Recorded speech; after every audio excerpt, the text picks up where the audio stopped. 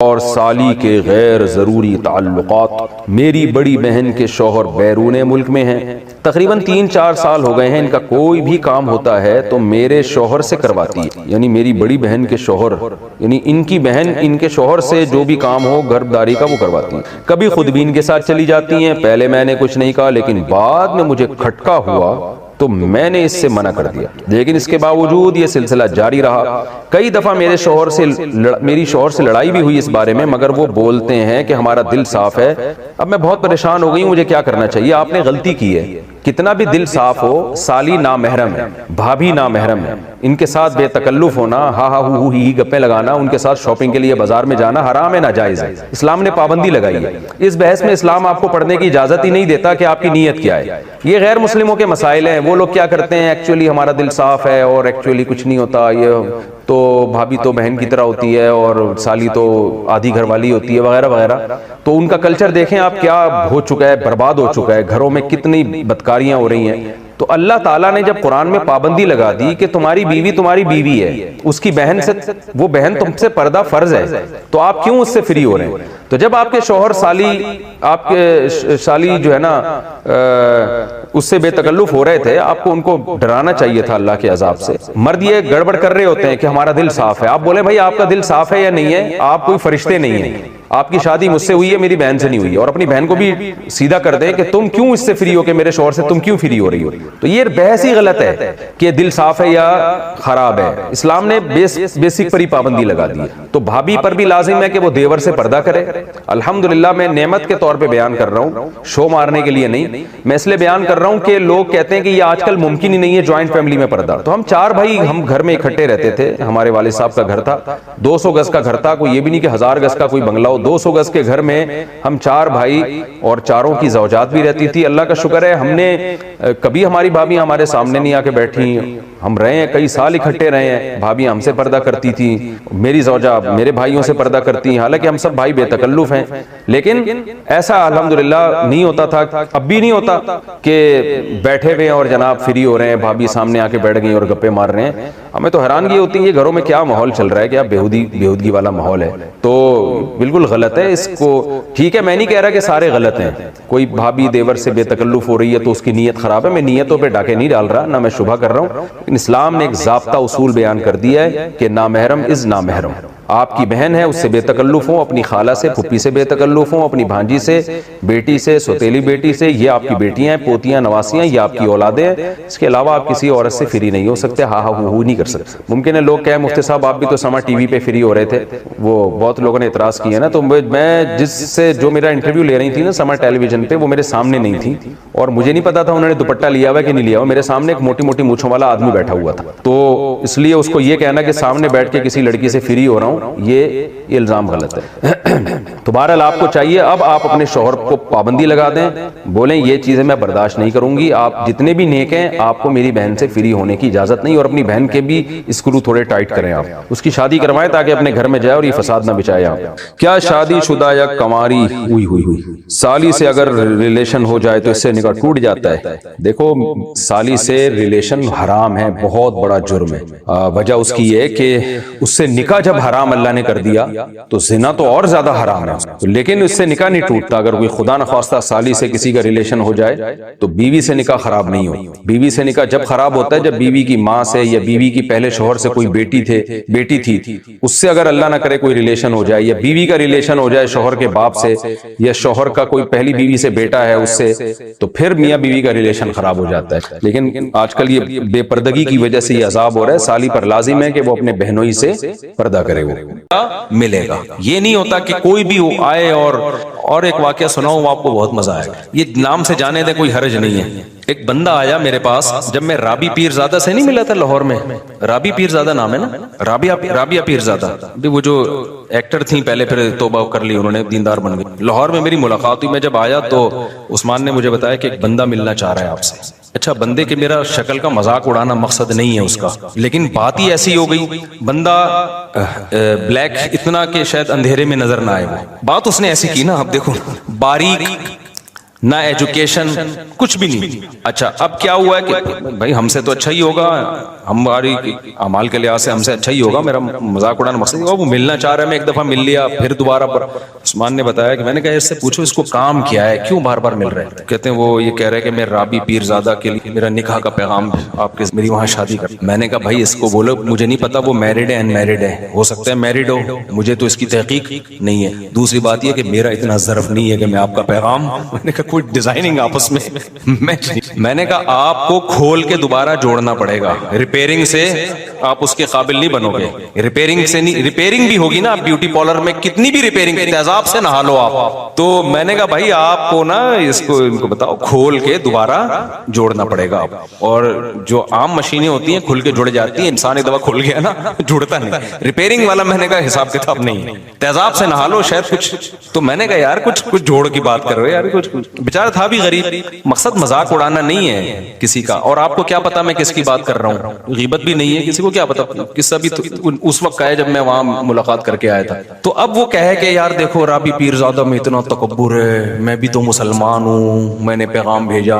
تو یہ بات صحیح ہوگی؟ بھائی اسلام نے کہا ہے کہ جہاں بھی نکاح ہو لڑکا لڑکی کے جوڑ کا ہونا چاہیے، تبھی زندگی اچھی اور کامیاب گزرتی، ورنہ گزرتی نہیں ہے. تو اب یہ جو میں نے بتایا نا طلاق یافتہ خاتون نے گاڑی روک کے شکریہ ادا کیا، وجہ کیا ہے کہ ان کو ان کے اسٹینڈرڈ کا رشتہ مل گیا، تبھی شکریہ ادا کیا، خوش زندگی گزر رہی. ورنہ وہ کہتی مجھے پھنسوا دیا دوسری کے چکر میں یہ کہتی نا. تو ایسی بہت ساری خواتین ہیں.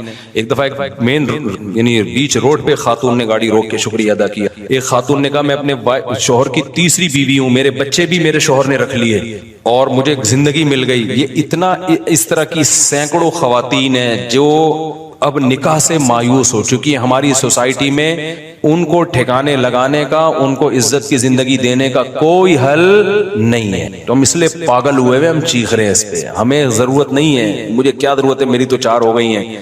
پہلے تو لوگ کہتے شاید اپنی کے چکر میں ہیں، تو ہمیں کیا ضرورت ہے یار. ہم تو دکھڑا رو رہے ہیں، ہم مردوں کو عیاشی پہ نہیں ڈال رہے ہیں. ہم چاہ رہے ہیں کہ عورت کو عزت کے ساتھ گھر میں ٹھکانہ ملے. ہاں تو یہ میرا پہلے بھی فلسفہ تھا، تو میں لوگوں کو بتاتا تھا، لوگوں کو مانتے ہی نہیں تھے، بس یہی کہ عیاشی عیاشی.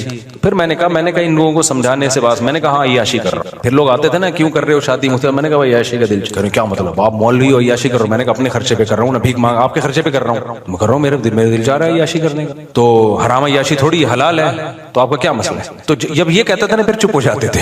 پھر کیا ہو جاتے تھے، پھر میں لوگوں کو میں کہتا یار میں اگر نہاری کھاتا ہوں اپنے خرچے پہ آپ کو اس پہ اعتراض نہیں ہے، میں اگر برگر کھا رہا ہوں آپ کو اس کے، تو میں ایک اور شادی کر رہا ہوں تو آپ کو اس پہ کیوں اعتراض ہے؟ تو ایسے فضول باتیں ہیں. تو اس لیے لوگوں کو زیادہ ڈیٹیل میں جانے کی ضرورت نہیں ہے. آپ کر رہے ہو نا، لوگ اعتراض کر رہے ہیں ٹھرکی ہے عیاشی ہے، کہ بھائی ہے یار ہم تو ہے بھائی، ہمیں تو شوق ہے عیاشی کرنے. تو اگر کوئی حرام ہے تو بتاؤ، پھر ہم نہیں کریں گے. اگر حلال ہے تو بھائی ہمیں تو اللہ نے کیا کہا، اللہ میاں نے دنیا کی نعمتوں میں سب سے بڑی نعمت تو بیوی کو قرار دیا ہے. اور قرآن نے کیا کہا ہے، زُيِّنَ لِلنَّاسِ حُبُّ الشَّهَوَاتِ مِنَ النِّسَاءِ. اللہ نے مردوں کی نظر میں جو دنیا میں سب سے اٹریکٹیو چیز بنائی ہے نا، وہ برگر نہیں بنایا، وہ پیزا نہیں بنایا، وہ لڈو نہیں بنایا، وہ جلیبی نہیں ہے، وہ گاڑیاں نہیں ہیں، وہ بنگلے نہیں ہیں. اللہ نے مرد کے لیے، یہ حضرت بھی بوڑھے ہیں لیکن خوش ہو رہے ہیں بہت زیادہ لگ رہا ہے جوان ہے ماشاءاللہ، حضرت بے ادبی معاف. تو اللہ میاں نے جو سب سے زیادہ اٹریکٹیو چیز قرآن کے مطابق مرد کے لیے بنایا ہے، وہ کس کو بنایا ہے؟ عورت کو بنایا ہے. ہاں اس کو ذلیل مت کرو کہ ٹیشو پیپر کی طرح استعمال کرو، اس کی ذمہ داری لو، اس کو عزت کے ساتھ بیوی بنا کے گھر لے کر آؤ، اس کے بچوں کی کفالت کرو، اس کے باپ کو اپنا باپ بناؤ، اس کی ماں کو اپنی ماں بناؤ. فادر ان لا، مدر ان لا، برادر ان لا اور سسٹر ان لا، یہ سارے ان لاز آ جاتے ہیں نا جہیز میں. کیا خیال ہے، گرل فرینڈ سے کچھ بھی نہیں آتا. ہمیں جہیز بھی یہی ملا ہے، وہ والا جہیز تو ہمیں وہ ملا بھی نہیں. سالے ہیں میرے ماشاءاللہ ہول سیل کے حساب سے، سب کو رسپیکٹ دینی پڑتی ہے. سسرز ہیں، ساسز ہیں، ٹھیک ہے نا. تو اللہ میاں نے کہا تو بھائی اگر لوگ تنگ کیا کریں نا، بولے ہاں بھائی ہم کیا کر رہے ہیں، ہم عیاشی کر رہے ہیں، جاؤ ایسے کی تیسے. تو میں یہ کہہ رہا تھا قرآن میں اللہ نے کیا کہا، حب الشہوات من النساء، سب سے زیادہ اٹریکٹیو ہم نے تمہارے لیے کس کو بنایا ہے؟ عورت کو. تو وہ ناجائز بھی ہے، وہ جائز بھی ہے. ناجائز عذاب ہے اور جائز کیا ہے؟ برکت ہے، رحمت ہے. ابراہیم علیہ السلام اللہ کے خلیل، انہوں نے نکاح کیا. ابھی میں نے بیان میں حضرت موسیٰ کا تذکرہ کیا نا، اللہ کو کتنے محبوب تھے موسیٰ کلیم اللہ. میں نے بتایا نا بیان میں, بار بار اللہ پروناؤن کی جگہ موسیٰ کا نام لے رہے ہیں, لمبی لمبی باتیں کر رہے ہیں. موسیٰ علیہ السلام کو جب مدین گئے تو وہ جو لڑکی آئی اس کے والد نے ایک دفعہ آفر کی کہ میں ان 2 بیٹیوں میں سے ایک کا آپ سے نکاح کرنا چاہتا ہوں, 10 سال بکریاں چرانی پڑیں گی. حضرت موسیٰ نے کہا کہ ابے بھائی 10 سال بکریاں چراؤ پھر ایک عدد بھی, میں دنیا سے مجھے بالکل بھی لگاؤ نہیں, مجھے نہیں کرنا, یا یاشی, میں ایسے ہی زندگی گزاروں گا, اللہ اللہ کروں گا نہ. موسیٰ علیہ السلام نے فوراً کیا, ذالک بینی و بینک, ہاتھ بڑھائیں, میرا آپ کے ساتھ ایگریمنٹ کیا ہے, مجھے بیوی چاہیے, 10 سال بکریاں چرانے پر کیا ہوں میں راضی. فوراً قبول کر لیا. اس لیے علامہ ابن کثیر نے لکھا کہ اتنی بڑی فضیلت ہے نا نکاح کہ کلیم اللہ نے 10 سال مہر میں بکریاں چرائی ہیں, اتنی بڑی فضیلت ہے. اور اس کے بعد بھی موسیٰ علیہ السلام نے نکاح کیے ہیں. بائبل میں ہے کہ 4 بیویاں موسیٰ علیہ السلام کی تھیں, تو کلیم اللہ کتنی شادیاں کر رہے ہیں, 4 شادیاں کر رہے ہیں. تو مجھے اور آپ کو کیا تکلف کی پھر ضرورت ہے بھائی, ہم کون ان سے زیادہ نیک ہیں کیا؟ اور سب سے بڑی بات تو ہمارے پیغمبر کو تو دنیا سے رغبت ہی نہیں تھی. 24 گھنٹے میں ایک دفعہ بمشکل کھانا کھاتے تھے آپ کا گھر دیکھو کیسا تھا, جس بستر پہ سوتے تھے کوئی گدا نہیں تھا. حضرت عمر ایک دفعہ آپ کے گھر گئے تو کھجور کی چٹائی کے نشانات جسم پہ پڑے ہوئے ہیں. حضرت عمر کہتے ہیں میری آنکھوں سے آنسو نکل گئے, دیکھا ایک پیالہ پڑا ہوا ہے, اسی میں پینا بھی ہے اسی میں کھانا بھی ہے, کوئی برتنوں کا ڈنر سیٹ گھر میں موجود نہیں تھا. 40 دن گھر میں چولہا جلنے کی نوبت ہی نہیں آتی. کیوں؟ اس لیے کوئی ایسی چیز نہیں تھی جس کو پکائیں. کھجور پانی پہ 40 دن گزارا ہو رہا ہے. یہ تو دنیا میں آپ نے رکھی ہے. ایک دفعہ آپ کے پاس بکریوں کا ریوڑ آیا ہدیے میں, سارا اسی وقت صدقہ کر دیا. بھوک سے حالت بعض دفعہ یہ ہو جاتی کہ آپ گھر سے نکلتے, یہ حالت ہو جاتی بھوک سے. بیویاں کتنی رکھی ہوئی ہیں ایٹ اے ٹائم 9. تو اس سے پتہ چلتا ہے بھائی اتنے دلائل کے بعد بھی کوئی بولے کہ نہیں تو پھر ڈھیٹ آدمی ہے, اس کا کوئی علاج. اس سے پتہ چلتا ہے بھائی اس میں اللہ نے کوئی برکت رکھی ہے. زیادہ نکاحوں میں, زیادہ اولاد میں یہ برکت ہے, خوشیاں ہیں اس میں. تو نبی نے فرمایا حبب الی النساء والطیب, اللہ نے دنیا کی 2 چیزیں میری نظر میں محبوب بنائی ہیں, ایک نکاح اور ایک خوشبو بہت استعمال کرتے تھے نبی صلی اللہ علیہ وسلم, بہت زیادہ خوشبو. تو صحابہ کہتے ہیں ہمیں نبی کے گھر سے نکلنے کی خبر خوشبو کے جھونکے سے ہوتی تھی. جیسے ہی خوشبو کے جھونکے آنا شروع ہوتے ہمیں پتہ چلتا کہ نبی صلی اللہ علیہ وسلم اپنے گھر سے نکلے, کیونکہ نفیس لوگوں کا کام ہے نا, نفیس خوشبو کا استعمال, جو صفائی ستھرائی. ہمارے نبی کو صفائی سے بہت زیادہ لگاؤ تھا, تبھی تو آپ دیکھو دن میں 20 دفعہ اپنے دانت صاف کرتے ہیں, 20 دفعہ, صبح اٹھنے سے پہلے, رات کو سونے سے پہلے, ہر نماز کے وقت. صفائی مزاج میں بہت. کچا پیاز نہیں کھاتے کہ اس میں اسمیل آتی ہے, بدبو سے بے انتہا نفرت. تو ہمارے نبی کا مزاج تھا بادشاہوں سے بھی اوپر کا, بہت زیادہ صفائی. آپ نے حکم دیا غسل کرنے کا, اور فرمایا کہ یہ گھٹنے جو ہے نا, گھٹنوں میں جو میل ہوتا ہے اس کو دھونے کا الگ سے حکم دیا. عرب میں تھوڑی یہ صفائی تھی بھائی, اور ایک یتیم پیغمبر ان کو بتا رہے ہیں کہ اس کو الگ سے صاف کیا کرو, تو جو جہاں میل زیادہ جم جاتا ہے. تو اتنی زیادہ صفائی, اور پھر اسی میں خوشبو. تو اور گھر کی حالت کیا ہے, نہ کھانے کو روٹی ہے, نہ کوئی ڈنر سیٹ ہے, نہ برتن ہے, بالکل ایسے ہی مسافروں والی زندگی. لیکن نکاح میں آپ نے کمی نہیں کی. پتہ ہے آپ کو نبی صلی اللہ علیہ وسلم نے جب اپنی ازواج کو غربت کی وجہ سے اختیار دیا نا, غربت کی وجہ سے اللہ نے آپ کو اختیار دیا نبی نے کہ بھئی میں تو ایسی غربت میں رہوں گا, آپ رہو تو ٹھیک ہے, نہیں تو مجھ سے علیحدگی لے لو. تو نبی کی ازواج نے آپ صلی اللہ علیہ وسلم کو ترجیح دی کہ ہم اسی غربت میں آپ کے ساتھ گزارا کرنے کے لیے تیار ہیں, ہمیں طلاق نہیں چاہیے. تو اللہ نے اس کا صلہ یہ دیا کہ نبی پہ پابندی لگا دی مزید نکاح کرنے پر, کہ جو آپ کی 9 بیویاں ہیں انہوں نے اتنی قربانی دی, اسی غربت میں قربانی دی ہے, اور اب آپ کے ساتھ رہنے پر یہ آمادہ ہیں. گھر میں کھانے کو روٹی نہیں ہے, لیکن انہوں نے کہا کہ ہمیں نبی کا ساتھ چاہیے. تو اللہ نے پابندی لگائی, لا یحل لک النساء من بعد, اے نبی اب آپ کے لیے مزید نکاح کی اجازت, اب ان پہ سوگن نہیں آ سکتی. جب انہوں نے قربانی دی ہے تو اللہ بھی کہہ رہے ہیں. آگے اللہ نے کیا پھر حدیث سے یہ بات ثابت ہے کہ اللہ نے یہ پابندی نبی سے اٹھائی, مگر نبی نے نکاح کیا نہیں. اس کے بعد اللہ نے پابندی اٹھا دی. جب اللہ نے پابندی اٹھائی نا, تو حضرت عائشہ نے فرمایا ما ارا ربک الا یسارع فی ہواک, یا رسول اللہ میں تو دیکھتا ہوں آپ کا رب آپ کی خواہشات کا بڑا خیال کرتا ہے, اس نے آپ کو مزید مزید شادیوں کی دوبارہ اجازت دے دی ہے. بلکہ حضرت عائشہ کے الفاظ یہ نہیں ہے کہ میں دیکھتی ہوں کہ آپ کا رب آپ کی خواہشات کا خیال کرتا ہے, بلکہ حضرت عائشہ کے الفاظ ما ارا ربک, میں تو سمجھتی ہوں اللہ آپ کی خواہشات پوری, اللہ آپ کی بس خواہشات پوری کرنے میں لگا ہوا ہے. حضرت عائشہ کو تو غصہ آیا تھا نا کہ مزید کی اجازت مل گئی, تو اللہ تو آپ کی خواہشات کے پیچھے ہے, در پہ ہے کہ بس آپ کی نبی کی خواہش پوری کرنی ہے تو اجازت دو ان کو. لیکن نبی نے کی نہیں شادی پھر دوبارہ. تو اس سے پتہ چلتا ہے بھائی یہ جو ہمارے مذہب کا حصہ ہے یہ, اس میں قناعت کوئی اچھا کام آپ نہ کریں. آپ ٹینشن اٹھانے کے لیے تیار نہیں ہیں, آپ سمجھتے ہو میرے خرچے بڑھ جائیں گے, پہلی بیوی کی طرف سے ری ایکشن ہوگا, پٹوں گا, بدنامی ہوگی, آپ میں تپڑ نہیں ہے تو نہ کرو بھائی. لیکن اس کو کوئی اچھا کام نہ سمجھو کہ ایک پر اکتفا کوئی ثواب کا کام ہے. اسلام میں زیادہ کرنا ثواب کا کام ہے. اس کی وجہ یہ کہ صرف آپ کی خواہش پوری نہیں ہوتی, ایک عورت کو ایک اچھا مرد مل جاتا ہے, زنا سے بچ جاتی ہے, ساری زندگی کا نان نفقہ. کیونکہ اسلام میں نکاح اور گوروں میں نکاح میں بڑا فرق ہے. گورا جب شادی کرتا ہے تو چائے کی پیالی بھی بیوی کو نہیں پلاتا, وہ ساری زندگی میاں بیوی خود کماتے ہیں خود کھاتے ہیں.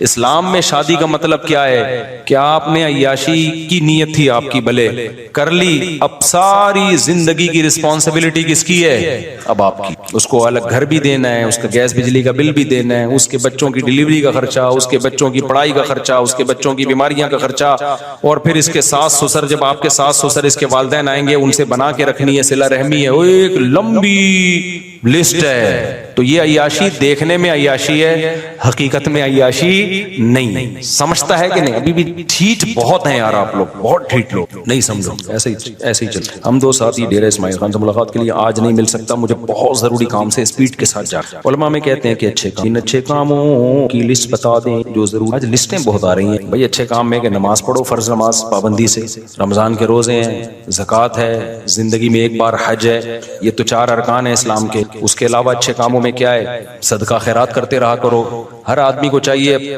اپنی انکم میں سے چند فیصد وہ بس نکالے, فرض کر لے کہ یہ میں نے اتنے فیصد میں نے ہر مہینے صدقہ کرنا ہے, لازم کر لے. منت نہ مانے, ویسے ہی نیت کر کے لازم کر. اور اچھے کاموں میں کیا ہے بھائی, داڑھی مت کٹاؤ یار, اللہ تعالیٰ نے حکم دیا ہے. تمام پیغمبروں کو داڑھی بڑھانے کا ہمیں بھی حکم دیا ہے. اور اچھے کاموں میں کیا ہے, حقوق العباد, اللہ کے حقوق میں یہ بھی, بد نظری مت کرو, زنا مت کرو.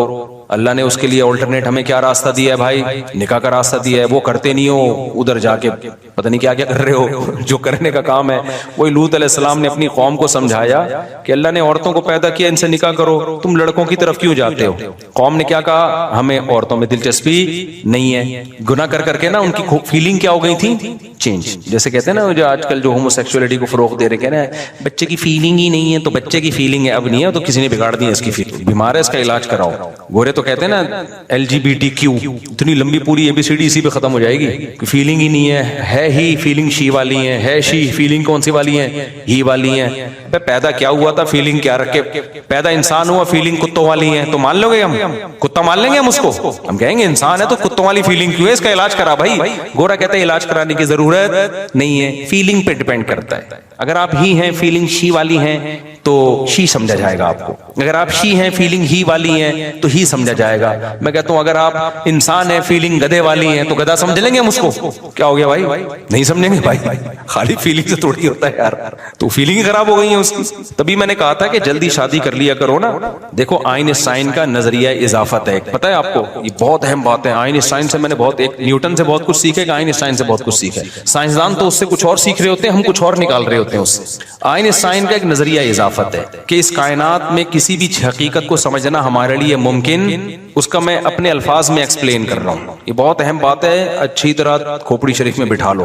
اس کائنات میں نا کسی بھی چیز کو کی حقیقت کو بیان کرنا ممکن نہیں ہے. ہم کسی بھی چیز کو سمجھتے ہیں اس کے اپوزٹ سے, اس کے جوڑے سے.